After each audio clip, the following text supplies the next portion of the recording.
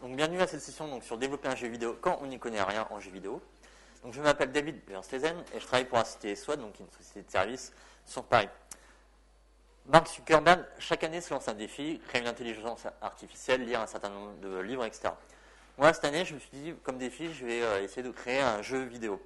Mais avant de vous en parler, j'ai envie de vous poser une question. Qui parmi vous connaît ce jeu vidéo ? Ok, donc la plupart de la salle.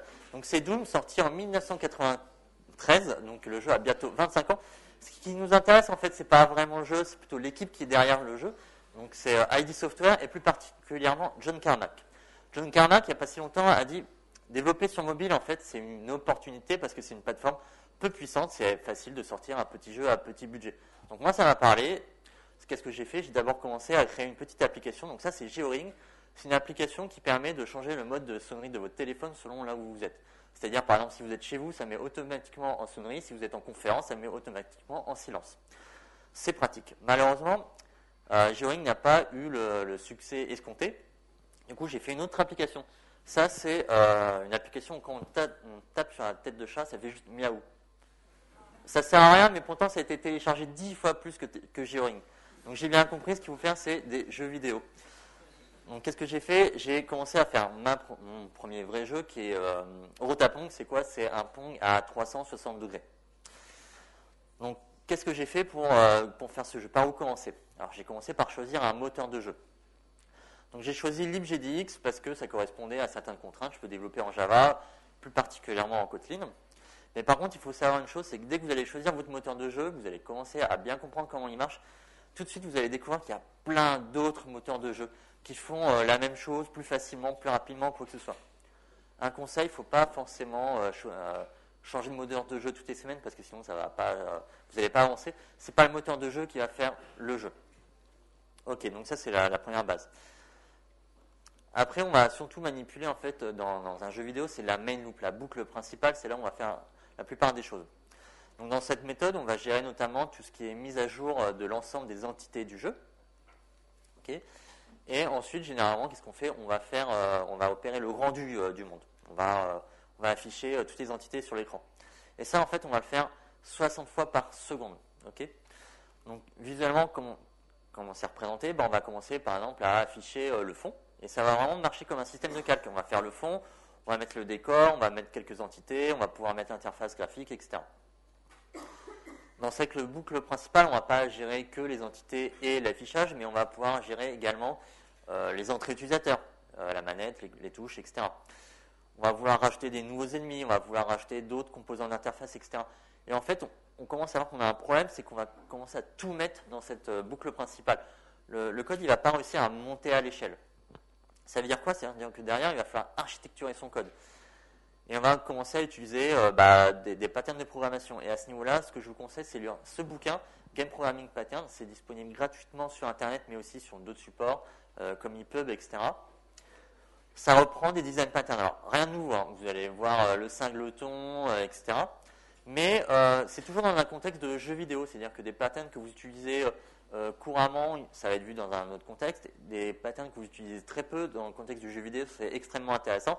Par exemple, comme le pattern de la machine à état ou le poids-mouche. Quand j'ai développé mon jeu, en fait, j'ai découvert les problèmes de référentiel. Alors, pour en parler, on va prendre un exemple très simple. J'ai un rectangle.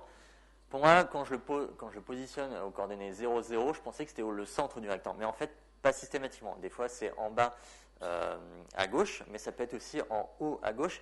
Et encore, l'axe des Y peut aussi être inversé selon certains référentiels. Donc il faut toujours faire attention aux référentiels qu'on utilise. Ça, c'est pour la position, mais on peut aussi avoir le problème pour les rotations. Typiquement, pour moi, je pensais que quand je tourne un rectangle, ça sera le centre. Sauf que ce n'est pas toujours le cas. Là, je vais faire une rotation sur le centre. Mais des fois, en fait, l'origine peut être située ailleurs, sur un coin du rectangle, et tout de suite, le résultat n'est pas du tout pareil. Okay, donc il faut vraiment faire attention sur tout ce qui est référentiel et origine des rotations. Donc moi, c'est un Rotapong dont la balle elle rebondit sur une raquette, etc. Je vais devoir gérer tout ce qui est physique. Mais finalement, dans un jeu, comment ça marche la physique ? En fait, c'est pas si compliqué, c'est surtout une histoire de vecteurs. Donc là, je vais pouvoir faire avancer mon petit bébé Mario. je vais mettre en jeu en fait un vecteur, et quand je vais appuyer sur la touche, je vais juste faire avancer le petit personnage avec le vecteur.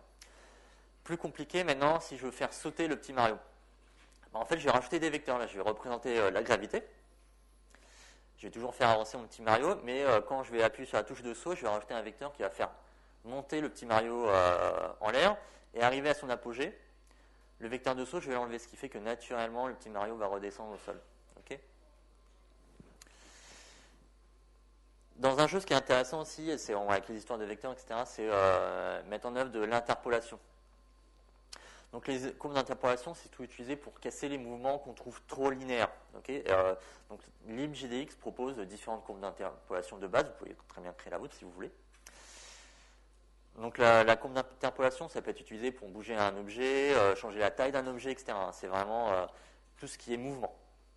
Ça peut même être utilisé pour changer la couleur. Donc là, c'est un exemple. C'est la petite flèche rouge suit la courbe linéaire et à côté, c'est une autre interpolation. En fait, elles arrivent au même temps, au même endroit, Par contre, on voit que la courbe, le mouvement est légèrement différent. Le linéaire, c'est toujours un petit peu la même chose, alors que une sorte d'accélération et de décélération sur l'autre interpolation. Et du coup, c'est intéressant dans un jeu. C'est donc là, j'ai petit bébé Mario. Si je fais un déplacement linéaire, c'était comme ça.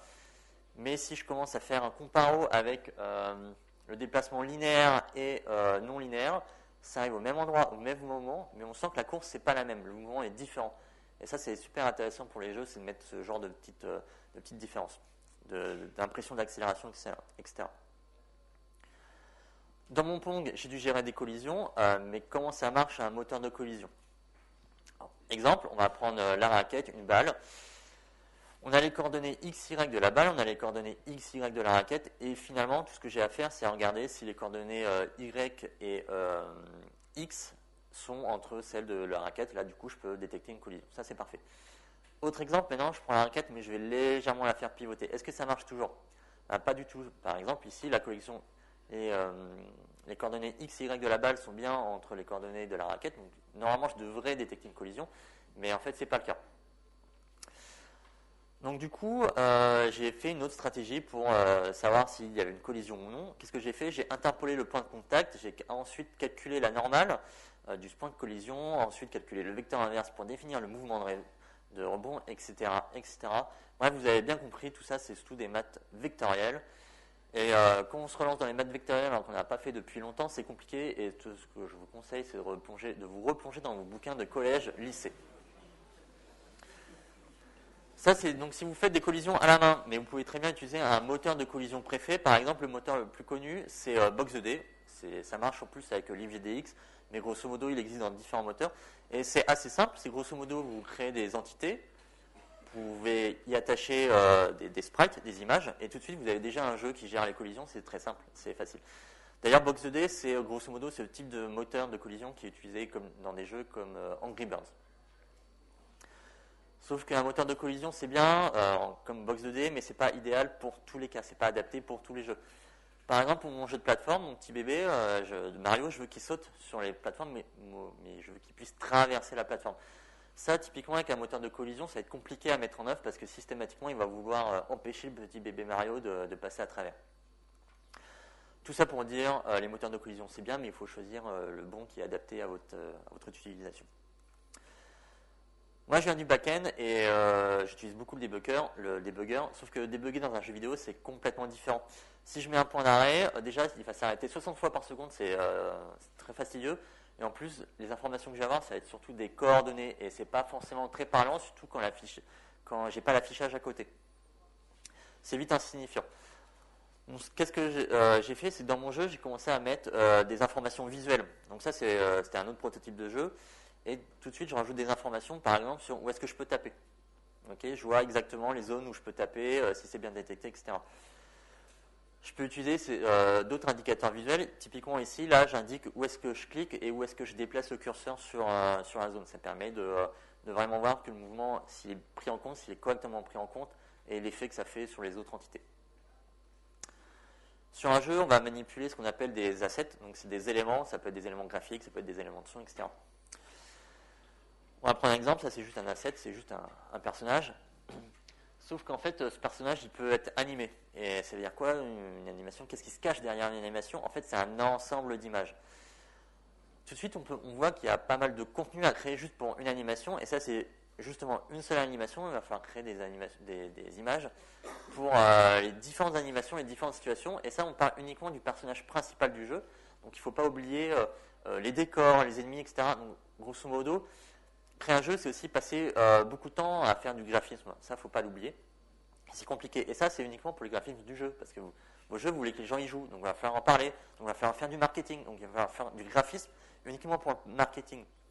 Donc, grosso modo, c'est vraiment une contrainte à prendre en compte dès le début. C'est tout ce qui est graphisme. C'est long, c'est pas simple, surtout quand on ne sait pas dessiner comme moi. Alors, ça ne veut pas dire, si vous ne savez pas dessiner, il ne faut pas que ce soit un frein non plus. On peut très bien faire des jeux qui marchent comme Agar.io, c'est juste des ronds qui se battent ensemble. Par contre, petite règle que je vous conseille, c'est de faire attention aux ensembles de couleurs, à vraiment utiliser une palette avec des couleurs qui matchent ensemble. Pour ça, c'est pas forcément très compliqué. Il y a des sites avec des palettes préfaites, vous pouvez aller dessus, vous choisissez une palette tout de suite. Ça donne une couleur au jeu qui est assez sympathique. C'est ce que j'ai fait par exemple sur un de mes prototypes. Donc là, c'est squelette. Là, j'ai commencé à faire des sprites. J'ai appliqué une palette et tout de suite, je la trouvais assez sympa. D'ailleurs, je l'ai même gardé pour d'autres jeux. Mais toujours est-il, tout ce qui est graphisme, il ne faut pas que ce soit une contrainte. Je vous rappelle que quand même le premier jeu, c'était juste des graphismes en noir et blanc avec des petits carrés qui se battent en duel. Pour la partie tooling aussi, c'est quand on fait un jeu, on découvre qu'on utilise vraiment de plus en plus d'outils. On a tout ce qui est éditeur de niveau, éditeur de graphisme, éditeur de particules, etc. Et tout de suite, on comprend mieux pourquoi certains moteurs de jeu, ce n'est pas uniquement des moteurs de jeu, mais c'est vraiment une plateforme qui va ensemble avec tous les éditeurs qui vont. Et le tout intégré. Une partie un peu fun que j'ai découvert en développant un jeu vidéo, c'est la partie shader. Un shader, c'est quoi? En fait, c'est un bout de code que vous allez exécuter sur votre carte graphique. Donc, ça permet de faire quoi? On va prendre un petit exemple. Ça c'est juste Jean-Claude qui est sur un fond vert, ok. Mais avec un shader, en fait, je vais pouvoir travailler sur les pixels et je vais dire, je vais remplacer tous les fonds verts, je vais enlever tout le vert et je vais mettre un fond à la place. Donc, ça fait une sorte d'effet météo. Mais avec les shaders, on peut faire d'autres choses. Par exemple, on peut faire une sorte d'effet néon. Et en fait, j'ai fait plein de petits tests comme ça. Donc là, j'ai mon petit effet néon, j'ai créé mon dégradé avec les shaders. Je peux faire un effet de lumière, je peux mixer les deux. Donc c'est en termes de rendu, surtout sur la vidéo comme ça ne rend pas super bien. Mais il faut bien comprendre que cette technique, c'est aussi utilisé dans des jeux à grand budget. On va prendre un exemple, donc toujours Doom, mais cette fois la dernière version. Comment on fait pour obtenir cette image? En fait, on part de ça, ok, et derrière, via des shaders, on va calculer la normal map, la deep map, la specular map, etc. Et on va faire un mix de tout ça et on va obtenir cette image-là. On va ajouter de la tonalité, l'interface graphisme, et voilà, c'est bon, on a l'image finale que le joueur voit. Si vous voulez avoir plus d'infos, ce que je vous conseille d'aller sur ce site qui détaille très bien comment ça marche. Dernière partie, et je vais aller un petit peu vite parce qu'il ne me reste pas beaucoup de temps, c'est tout ce qui est game design. Un jeu c'est bien, mais il faut y jouer, et ce que je vous conseille c'est de le faire tester par différentes personnes parce qu'elles vont toutes y jouer d'une manière différente. Typiquement, moi je l'ai filé à ma mère, mon jeu, elle a essayé d'y jouer, en fait elle n'a rien compris, elle ne savait pas ce qu'il fallait faire, elle a joué dans tous les sens, c'était n'importe quoi. Donc qu'est-ce que j'ai fait? Tout bêtement, j'ai rajouté des indications, c'était un petit peu plus clair.